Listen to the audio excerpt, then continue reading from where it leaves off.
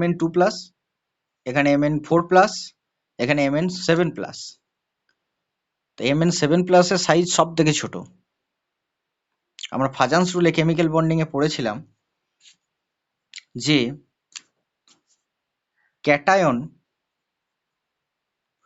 ক্যাটায়নটাকে কি হতে হবে, ছোট হতে হবে, আর অ্যানায়নটাকে বড় হতে হবে। এটাই ছিল ফাজান্স রুল, যে ক্যাটায়নটা যদি ছোট হয়, অ্যানায়নটা যদি বড় হয়, তাহলে সেটা কোভ্যালেন্ট ক্যারেক্টার হবে। কোনো বন্ডই পারফেক্টলি কোভ্যালেন্ট ইলেকট্রোভ্যালেন্ট নয়, সেটা আমরা পড়েছিলাম। যে কি একটা ইলেকট্রোভ্যালেন্ট কম্পাউন্ডের মধ্যে, অর্থাৎ একটা তড়িৎযোজী বন্ধনের মধ্যে কতটা কোভ্যালেন্ট ক্যারেক্টার আছে,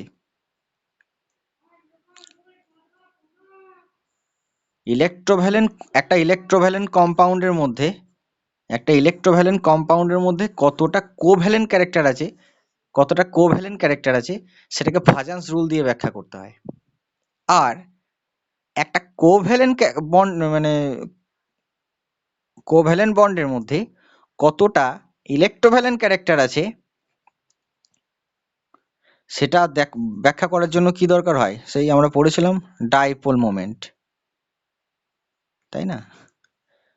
আমরা যেটা কোভ্যালেন্ট বন্ড বলছি, সেটা দেখা যাচ্ছে না ইলেকট্রোনেগেটিভিটির জন্য কোন একটা বন্ড কোন একদিকে সরে যাচ্ছে, অর্থাৎ কোভ্যালেন্ট বন্ডটা ইলেকট্রোভ্যালেন্ট দিকে চলে যাচ্ছে, পার্সিয়াল।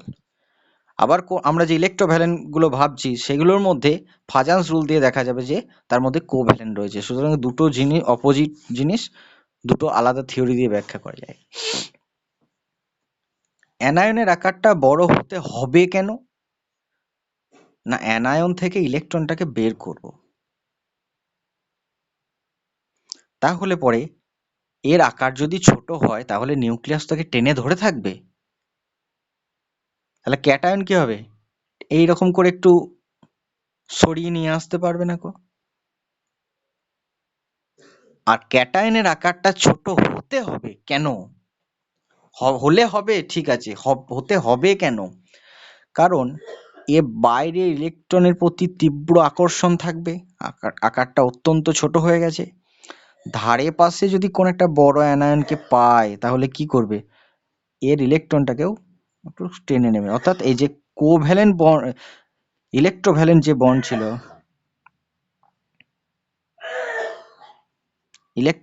বন্ড ছিল, সেই বন্ডটা আস্তে আস্তে একটু কোভ্যালেন্ট বন্ডের দিকে, কোভ্যালেন্ট ক্যারেক্টারের দিকে এগোতে থাকবে, কোভ্যালেন্ট বন্ডের দিকে এগোতে থাকবে।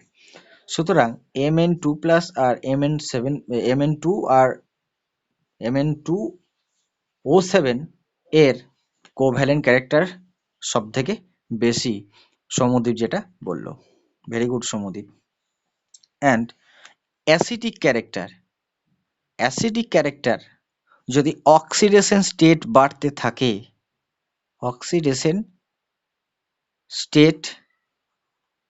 বাড়তে থাকে, তাহলে পরে অ্যাসিডিটিটাও বাড়তে থাকবে। এটার order Mn2O7, MnO2, MnO।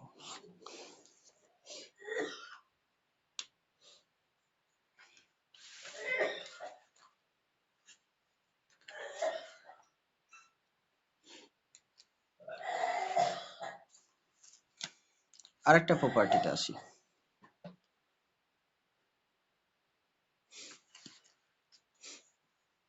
Magnetic property.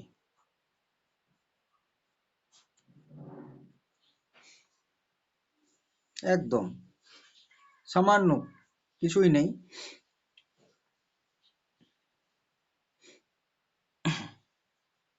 Paired electron যদি থাকে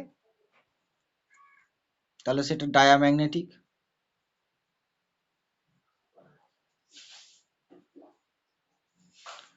আনপেয়ার্ড থাকলে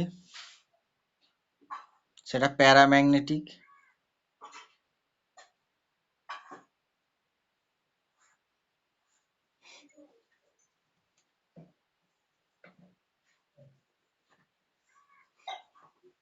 ডায়াম্যাগনেটিক মানে হচ্ছে আকর্ষণ হবে না। পেয়ার আপ থাকলে পরে কি হবে, ক্যান্সেল হয়ে যাবে। আর আনপেয়ার থাকলে কি হবে, ক্যান্সেল হবে না। তার জন্য এটা আকর্ষণ করবে। প্যারাম্যাগনেটিক, এটা ডায়াম্যাগনেটিক। এবার ম্যাগনেটিক মোমেন্ট কত, সেটাকে বের করার জন্য একটা ফর্মুলা আছে। কি, root over of n n into n plus two Bohr magneton BM. ফর্মুলাটা মনে রাখতে হবে।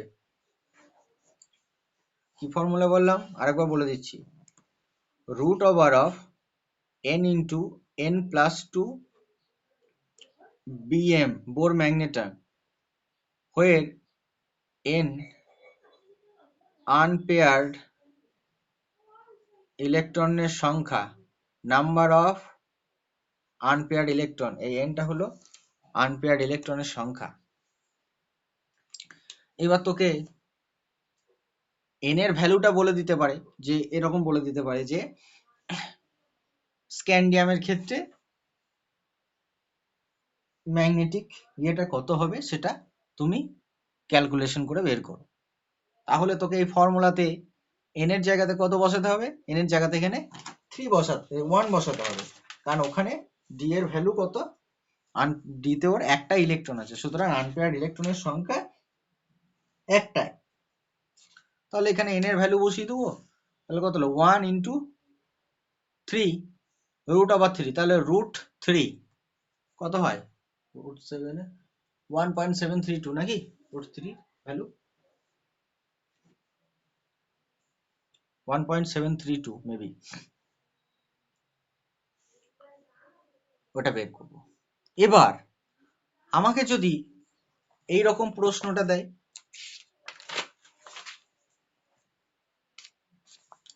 যে একটা নেই, যে ওই চুম্বক ভ্রামক বা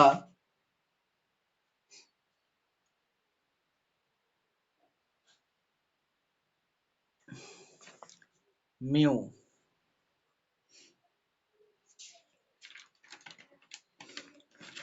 মিউ মানে হচ্ছে ম্যাগনেটিক মোমেন্ট।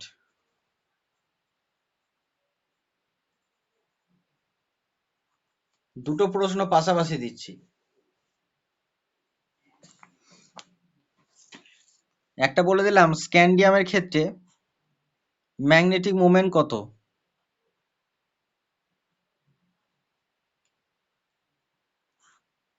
তাহলে তোরা কি করে বের করবি, মিউ মানে হচ্ছে n into n plus two root, তার মানে এটা হবে 1 + 2 ইন্টু 1, তার মানে √3। এবার আমি মিউ এর ভ্যালুটা বলে দিলাম 5.96 বোর ম্যাগনেটন। তাহলে আনপেয়ার্ড ইলেকট্রন কত, তাহলে কি করে হবে, মিউ ইকুয়াল টু আমরা জানি n into n plus two, এবার এটা বলে দিয়েছি 5.96, n into n plus two square করতে হবে, তাই তো সৌমদীপ, কি করে বের করবি,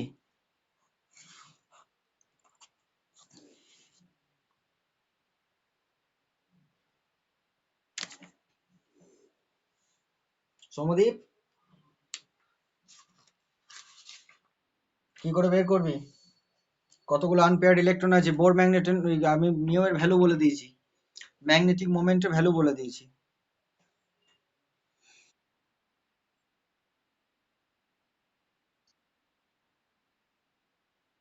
তা করতে করতে তো পরীক্ষার ঘন্টা পড়ে যাবে 1 নম্বরের প্রশ্নের উত্তর দিতে। হবে না,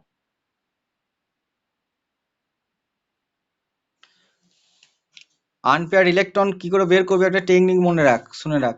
তো জয়েন্ট বা মেডিকেল যারা দিচ্ছিস তারা একটু ভালো করে মনে রাখ। এখানে দশমিকের আগে কে আছে, তাহলে 5 বেরোবে, আনপেয়ার্ড ইলেকট্রন 5 হবে।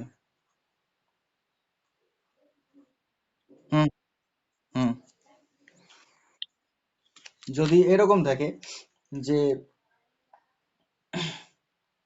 আমি বলে দিলাম, তোরা তোরা ক্যালকুলেটর বের করে দেখে নিতে পারিস। এন এর ভ্যালু 3 বলে দিলাম, তাই তো? তাহলে কত বেরোবে?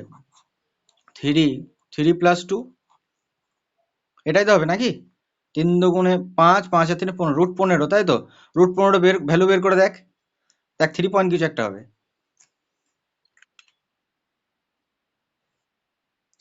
3.87, তাই তো?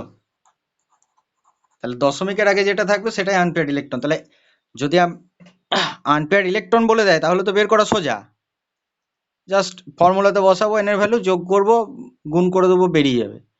কিন্তু যদি এইভাবে বলে দেয় যে ম্যাগনেটিক মোমেন্টটা এত, তোমাকে বলতে বললো আনপেয়ার্ড ইলেকট্রনের সংখ্যা কত, এগুলো জয়েন্টে বেশি আসে, জয়েন্ট মানে ওই কম্পিটিটিভ এক্সামে। সুতরাং শর্টকাট একটা ট্রিক, যে দশমিকের আগে যে সংখ্যাটা থাকবে সেটাই হবে তার আনপেয়ার্ড ইলেকট্রনের সংখ্যা। তোরা 4-5টা নিজের করে দেখে নিবি, বিশ্বাস না হয় তা। যেমন √3, এটার ভ্যালু √3 কত বেরোবে দেখ, 1.732 √3 ভ্যালু। তাহলে দেখ এখানে এন এর ভ্যালু কত বসেছি, 1।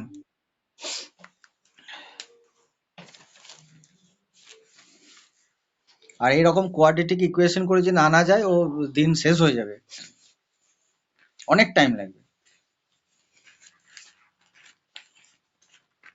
আচ্ছা, এরপরে আসবো কালার।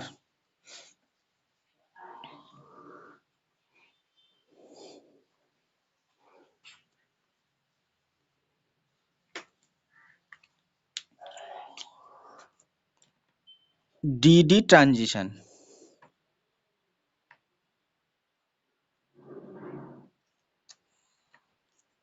ডিডি ট্রানজিশন বিশেষ করে এটা কোঅর্ডিনেশন কেমিস্ট্রিতে পড়েছিস, যে অক্টাহেড্রাল ফিল্ড, এই ডি যে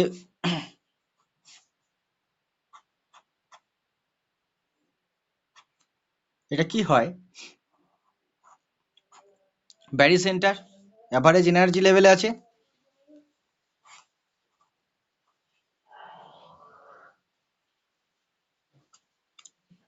ব্যারি সেন্টার। এটা কি হয়, এইভাবে ভেঙে যায়, তাই না?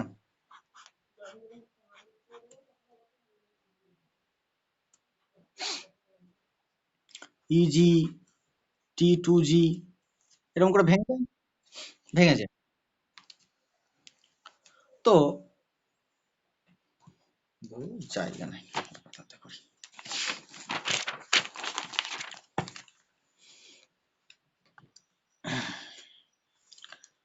এই যে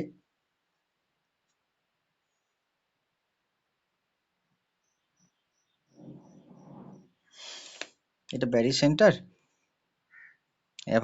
এভারেজ এনার্জি লেভেল, এখানে 3টে, এখানে 2টো, ইজি, T2G। এবার এটা এনার্জি, এনার্জি কার বেশি, ইজি এর বেশি, এটা এনার্জির গ্রাফ, ENERGY, এর এনার্জিটা বেশি। তাহলে পরে এখানে ধরলে একটা এনার্জি, একটা ইলেকট্রন আছে, আনপেয়ার্ড ইলেকট্রন, কোথায় আছে, গ্রাউন্ড স্টেট, এখানে থাকবে।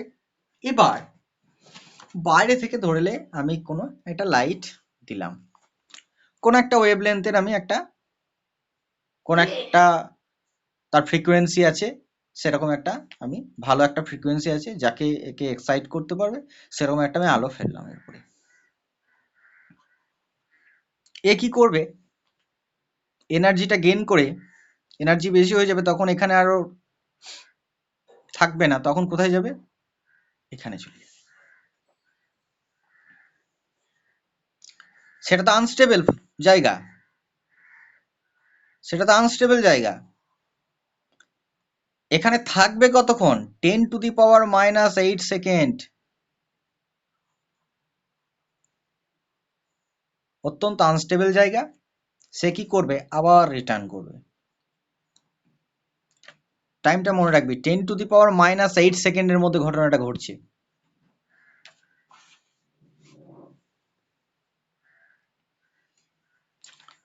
এখান থেকে ইলেকট্রনটা গেল আবার আনস্টেবল জায়গা, এনার্জি বেশি হয়ে গেছে।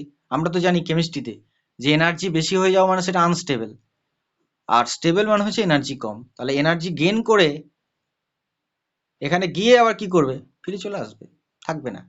তাহলে যখন ফিরে আসবে তখন তো এনার্জি ও রিলিজ করবে, কারণ এখানে থাকতে গেলে অত এনার্জি রাখা যাবে না। তাহলে কি হবে, এনার্জি ছাড়তে হবে। তাহলে energy equal to H new, এখান থেকে আমরা পাবো এইচ সি বাই ল্যামডা। তাহলে সিটা কনস্ট্যান্ট, এইচটা কনস্ট্যান্ট, তাহলে এ কি করবে, একটা তরঙ্গ, একটা নির্দিষ্ট তরঙ্গের আলোকে কি করবে, ছাড়বে।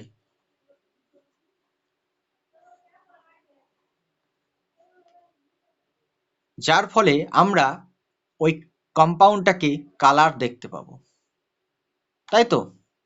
এবার এটা হতে গেলে, আচ্ছা এই জিনিসটাকে বলি, এটা দেখ, এটাও ডি এটাও ডি, ডিটা ভেঙেই তো এটা হয়েছিল। ইজি T2G কোঅর্ডিনেশন কেমিস্ট্রিতে পড়া হয়েছিল। এস থেকে ডি তে যায় নাই, পি থেকে ডি তে যায় নাই, আগে যেমন যায়, যেমন ফসফরাস, ফসফরাস কি করবে, তার ইলেকট্রনকে ওই পি থেকে পাঠিয়ে দেয় ডি তে, তাই না। পি থেকে বলছি, এস থেকে পাঠিয়ে দেয়। ফসফরাসের ইলেকট্রনিক কনফিগারেশন কত রে, 2s2 2p3 3s2 3p3। S এর একটা ইলেকট্রনকে যে পেয়ার পেয়ার থাকে সেই ইলেকট্রনটাকে কোথায় পাঠিয়ে দেয়, 3d তে পাঠিয়ে দেয়, ডিটা ফাঁকা আছে। তাহলে ওক্ষেত্রে ট্রানজিশনটা কোথা থেকে হচ্ছে, এস থেকে ডি তে হচ্ছে, ডি ফাঁকা আছে বলে ট্রানজিশনটা হচ্ছে। কিন্তু এখানে ট্রানজিশনটা কোথা থেকে হচ্ছে, ডি থেকে ডি এ ট্রানজিশন হচ্ছে, এটাও ডি এটাও ডি। তার জন্য এই ট্রানজিশনটাকে বলা হচ্ছে ডি ডি ট্রানজিশন। বোঝা গেছে, বিশ্বরূপ আছিস নাকি, বোঝা গেছে এটা ডিডি ট্রানজিশনটা কেন নাম হলো। আমরা ফসফরাস, ফসফরাস ইলেকট্রনিক কনফিগারেশন হচ্ছে 3s2 3p3 3d0, ডিটা ফাঁকা থাকে।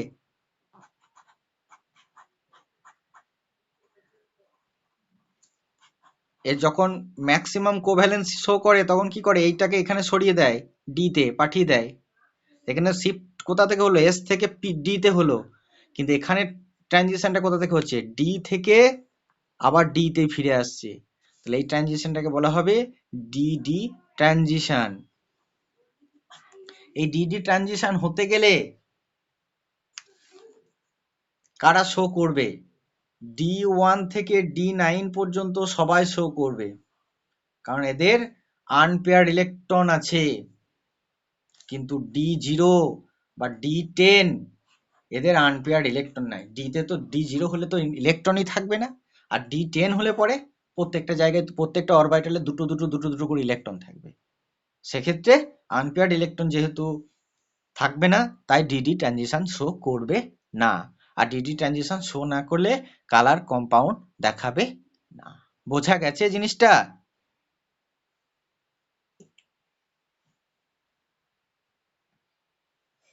হ্যালো,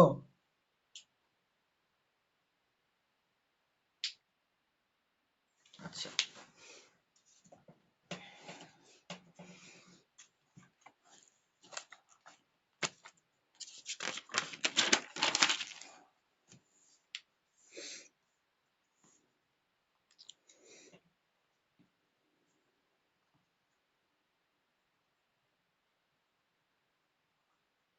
এটাকে চিনিস,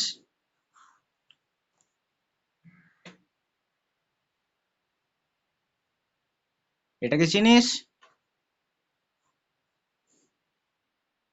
ভাঙে কিভাবে, কে প্লাস এম এন ও, এইটু বাদ দিয়ে দিয়েছে,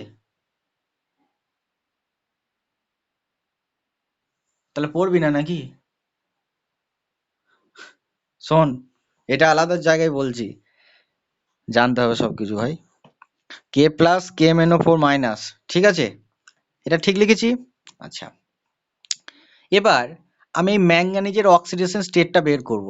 আচ্ছা, আহ, আমাকে বল ম্যাঙ্গানিজ কত কততে আছে এখানে, অক্সিজেন আছে কত, 8টা, তাই তো, কটা আছে, মাইনাস তাহলে এটা 7+ আছে, তাই তো?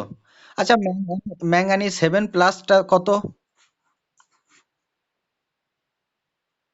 ম্যাঙ্গানিজ হচ্ছে 3d5 4s2, তাই তো?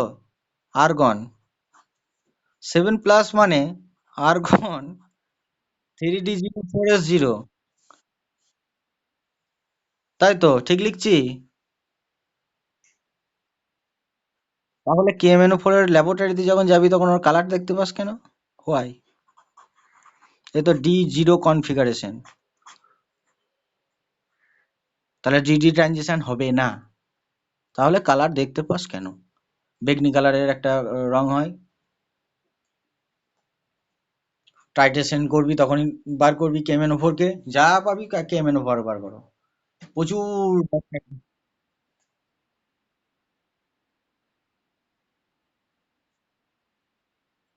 হুম,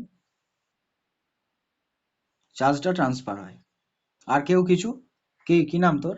কে বলছিস উত্তর? বুঝতে পারছি না। সীতা। আর কে কি বলবি উত্তর?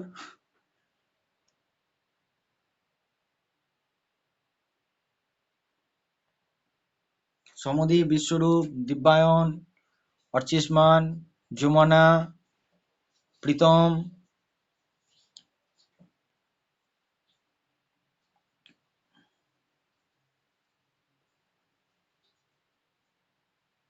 আর কে কি বলবি বল।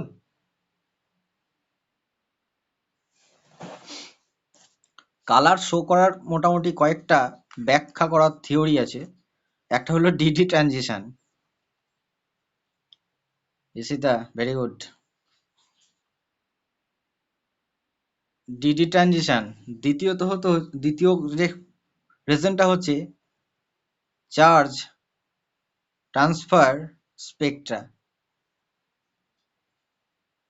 3 নম্বর কারণটা হচ্ছে ফাজান্স, এটা ব্যাখ্যা করে Fajans rule. Fajans রুলটা chemical bonding এ পড়ানো হয়ে গিয়েছিল। ওখানে দেখবি এর রং সাদা, এর রং হলুদ কেন, এর রং এই, এর রং ওই কেন ব্যাখ্যা করো, এ সলিড এ গ্যাস কেন ব্যাখ্যা করো, এরকম কারণগুলো ছিল দেখবি। ফাজান্স রুল দিয়ে ব্যাখ্যা ক্লাস 11-এ পড়া হয়েছিল। এবার KMNO4 কালার শো করে, এটা ধ্রুব সত্য, but it is not due to d d transition. এটা হলো ঈশিতা যেটা বললো, চার্জ ট্রান্সফার স্পেক্ট্রার জন্য হচ্ছে। ম্যাঙ্গানিজ 7টা ইলেকট্রন ত্যাগ করে সাইজ অত্যন্ত ছোট হয়ে গেছে, অত্যন্ত ছোট হয়ে গেছে। তখন কি করবে? হুমোলুমো পড়েছিস? HOMO LUMO, highest occupied molecular orbital, lowest occupied, ওগুলো পড়েছিস, ঠিক আছে। তো অক্সিজেন প্যারাম্যাগনেটিক না ডায়াম্যাগনেটিক? ডায়াম্যাগনেটিক কি করে বললি? করে বললি মনে? হ্যাঁ, করে দেখতে হবে। ডায়াম্যাগনেটিক না প্যারাম্যাগনেটিক, ভালো করে ভাব। দেখ,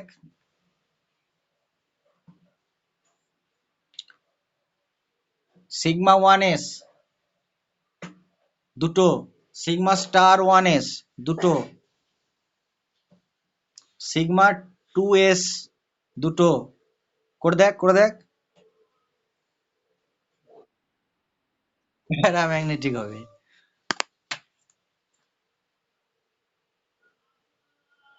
প্যারাম্যাগনেটিকে দেখ, একটা আনপেয়ার্ড ইলেকট্রন আছে, আছে তো? ওই ইলেকট্রনটা অক্সিজেন দেবে না, এই ম্যাঙ্গানিজের সাইজটা ছোট হয়ে গেছে, ও টেনে নিয়ে নেবে, ওই চার্জটা ট্রান্সফার হয়ে যাবে এবং ওই ইলেকট্রনটা এক্সাইট হবে, বুঝতে পারলি? Mn এর ইলেকট্রন নেই ডি তে 0, ওই আনপেয়ার্ড ইলেকট্রনটাকে ম্যাঙ্গানিজ নিয়ে এক্সাইট করে কালারটা শো করবে, চার্জ ট্রান্সফার স্পেক্ট্রা।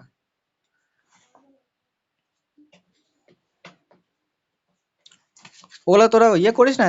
14 হলে পরে 3 হবে, 15 হলে পরে 2.5 হবে, 16 হলে পরে সেই আছে না 2 হবে। বন্ড অর্ডার 14 হলে পরে না, ওইটু মনে রাখলেই তো হয়। 14 হলে পরে 3 হবে। মানে যেমন নাইট্রোজেন, নাইট্রোজেন না, একটা নাইট্রোজেনের 7টা ইলেকট্রন আর একটা নাইট্রোজেনের 7টা ইলেকট্রন, তাহলে কত হলো 14। তাহলে 14 যদি হয় তাহলে বন্ড অর্ডার 3 হবে। তারপর 0.5 কমাতে হবে। 15 যদি কারো ইলেকট্রন হয়, যেমন N2 মাইনাস, তাহলে তার বন্ড অর্ডার কত হবে 2.5। আচ্ছা, এরপর বললাম অক্সিজেন O2, তো নাইট্রোজেনের মধ্যে 3টে বন্ড আছে। O2 অক্সিজেন হলো 8 প্লাস 8, তাহলে কত হলো 16। আবার 0.5 কমে গেল, তাহলে 2 হবে। তাহলে অক্সিজেন বন্ড অর্ডার কত 2। একটা একটা শর্টকাট ট্রিক আছে, মানে এই ইলেকট্রন দুটো যোগ করে বলে দেওয়া হবে যে ওই কি হবে, প্যারাম্যাগনেটিক না বন্ড অর্ডার কত হবে, শুধু ওই নাইট্রোজেনের দুটো ইলেকট্রন যোগ করে দিলেই হয়ে যাবে।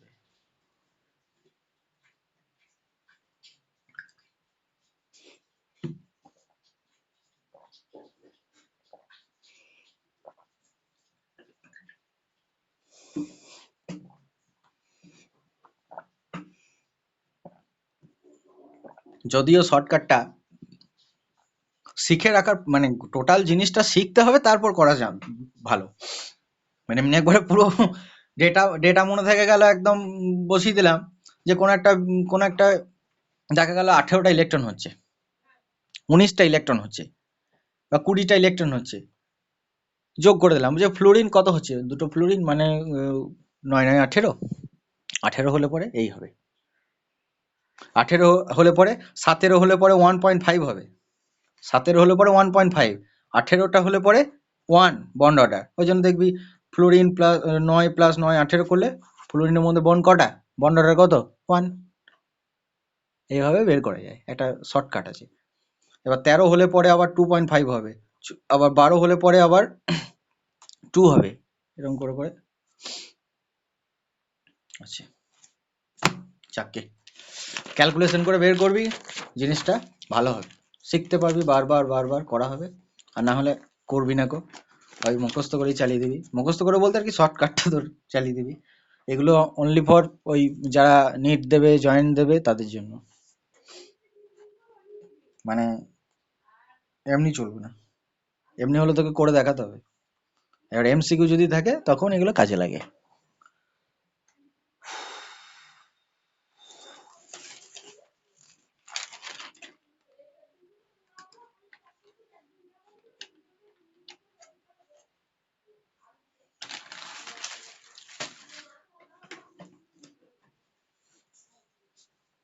এবার হচ্ছে ক্যাটালাইটিক প্রপার্টি।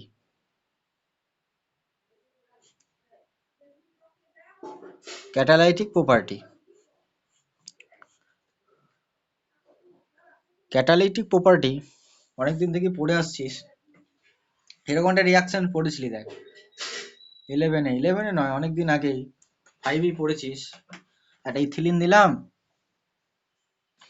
একে আমাকে ইথেন তৈরি করো, এরকম প্রশ্ন থাকতো। কি দিয়ে দিতিস, হাইড্রোজেন দিতিস আর কি দিতিস, প্ল্যাটিনাম দিতিস।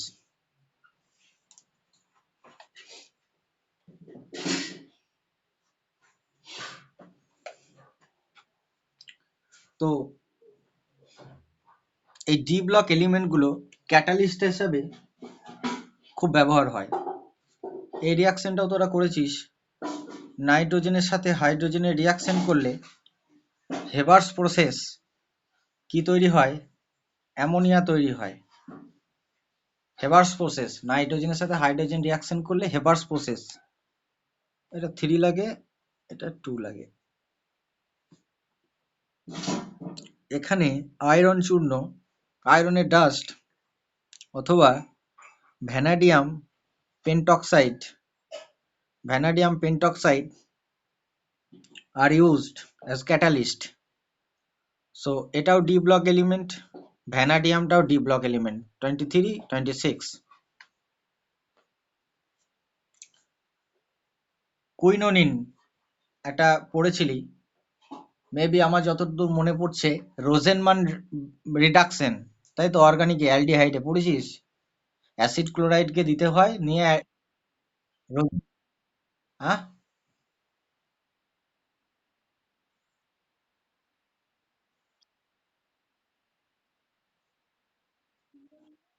একটা প্যালাডিয়াম আছে দেখবি, প্যালাডিয়াম অনুঘটক বি হবে, লেখা আছে না? হ্যাঁ, ওখানে দেখবি প্যালাডিয়াম আছে, PDBASO4। এই প্যালাডিয়াম এটাও কিন্তু ডি ব্লক এলিমেন্ট। অনেক সময় আমরা রিডাকশন করে দিই নিকেল হাইড্রোজেন দিয়ে, এটাও কিন্তু ডি ব্লক এলিমেন্ট। সেই ডি ব্লক এলিমেন্ট গুলোকে আনপেয়ার্ড ইলেকট্রন, সবই আনপেয়ার্ড ইলেকট্রন আর ডিডি ট্রানজিশন। স্যার মাঝে মধ্যে বলে দেখবি ইনঅর্গানিক মানে ডিডি ট্রানজিশন আর আনপেয়ার্ড ইলেকট্রন।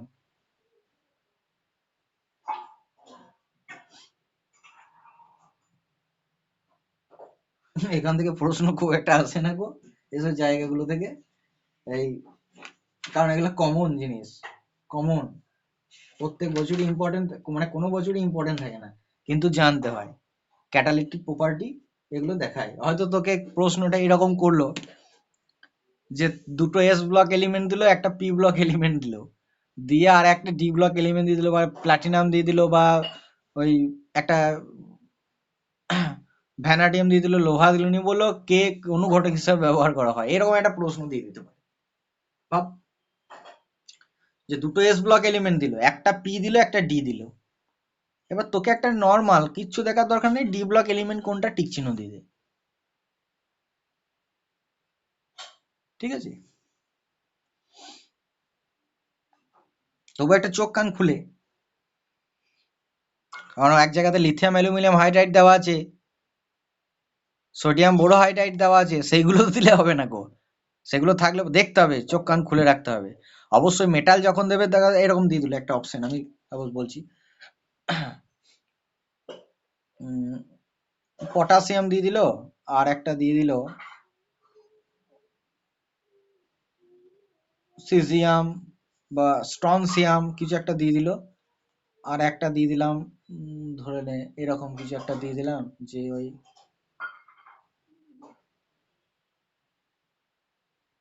ব্রোমিন দিয়ে দিলাম, আর এখানে দিয়ে দিলাম প্ল্যাটিনাম, এরকম একটা অপশন দিয়ে দিলাম। আবার সোডিয়াম ইথানল আবার রিএজেন্ট হিসেবে ব্যবহার করা হয়, সুতরাং অপশন গুলো সেইরকম ভাবেই দেবে যাতে করে একটাই উত্তর হয়। সোডিয়াম ইথানল পরিচিত তো, রিডাকশন করতে ব্যবহার করা হয়। সো খুব সাবধানে অপশনটাকে দিতে হবে যাতে করে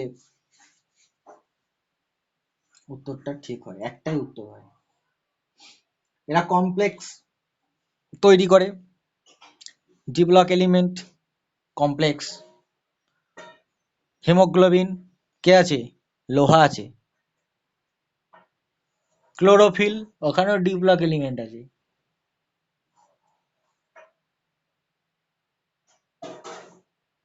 এরা সব ক্লোরো, তারপর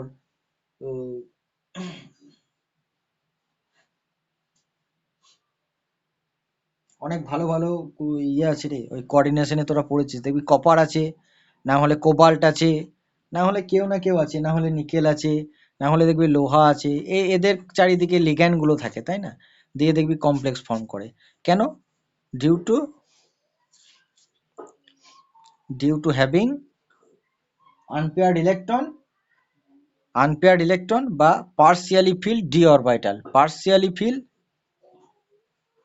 partially filled d orbital.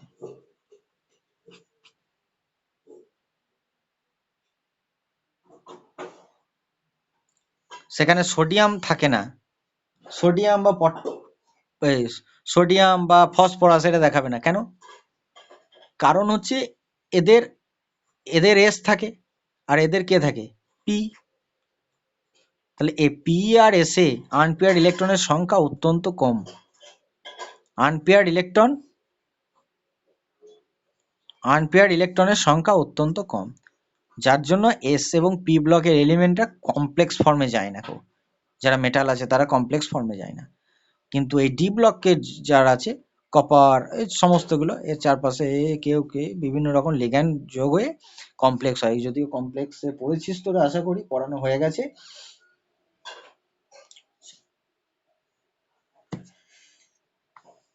Interstitial যৌগ একবারে রিডিং পড়বি, বুঝতে পেরে যাবি,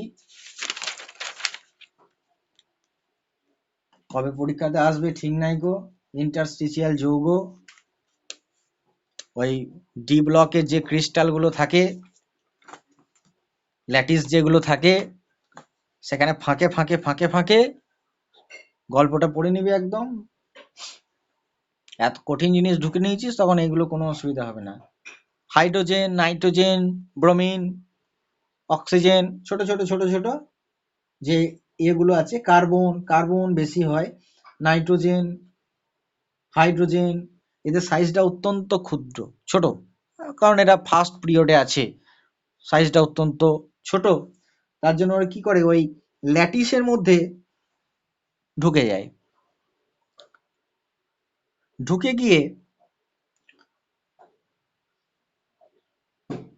টয়সোমেট্রিক যে নন টয়সোমেট্রিক যে কম্পাউন্ড, আমি যদি এইটা বলে দিই যে MnO2, এটা হচ্ছে টয়সোমেট্রিক, কারণ এই রেশিওটা বুঝতে পারছিস 1:2। এবার টয়সোমেট্রিক, এটা হচ্ছে টয়সোমেট্রিক। এবার নন টয়সোমেট্রিক কোনগুলো, এবার আমি যদি বলি, এরকম একটা এক্সাম্পল দিলাম, ভ্যানাডিয়াম হাইড্রোজেন 0.56, ভ্যানাডিয়াম হাইড্রোজেন এটা কত, এইটা হচ্ছে নন টয়সোমেট্রিক। ভ্যালুটা দেখেই বুঝতে পারছিস। আর আমি এটাকে 2 দিয়ে গুণ করে দিলাম, তাহলে মোটামুটি দেখ V2H1 লেখা যেতে পারে মোটামুটি। তার মানে দুটো ভ্যানাডিয়ামের মাঝে একটা হাইড্রোজেন, ফাঁকে ফাঁকে ফাঁকে ফাঁকে এই যাদের ছোট আকার তারা ঢুকে গিয়ে ইন্টারস্টিশিয়াল কম্পাউন্ড তৈরি করছে।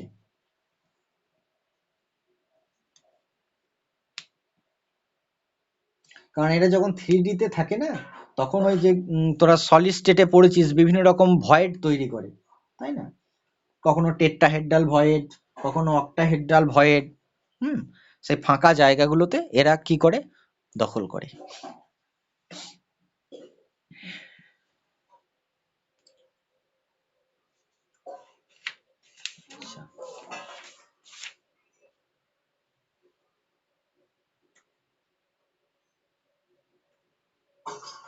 জিগলার নাটা ক্যাটালিস্ট বলতো, কি ফর্মুলা কি?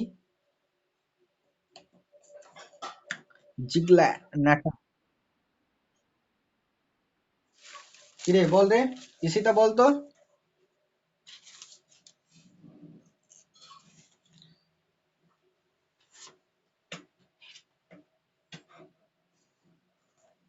বলতো।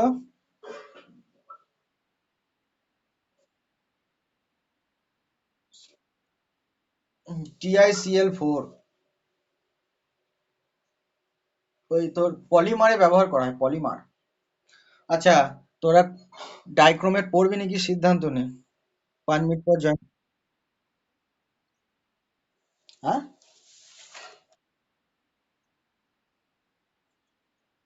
আমি ওইটাকে একসাথে কি অ্যাকচুয়ালি ফর্ম হয় সেটা বললাম, TiCl4।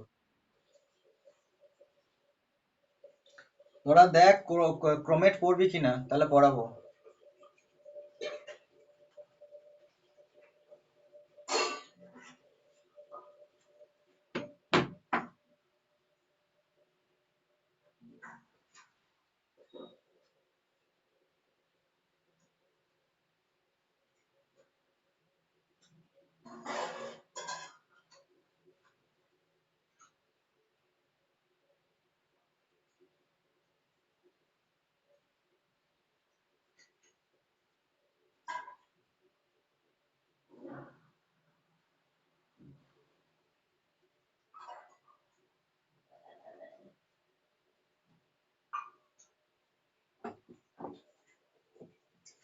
Hello, hello. ডাইক্রোমেটে চলে যায়, প্রপার্টি গুলো মোটামুটি হলো, ক্যাটালাইটিক প্রপার্টি, ম্যাগনেটিক প্রপার্টি।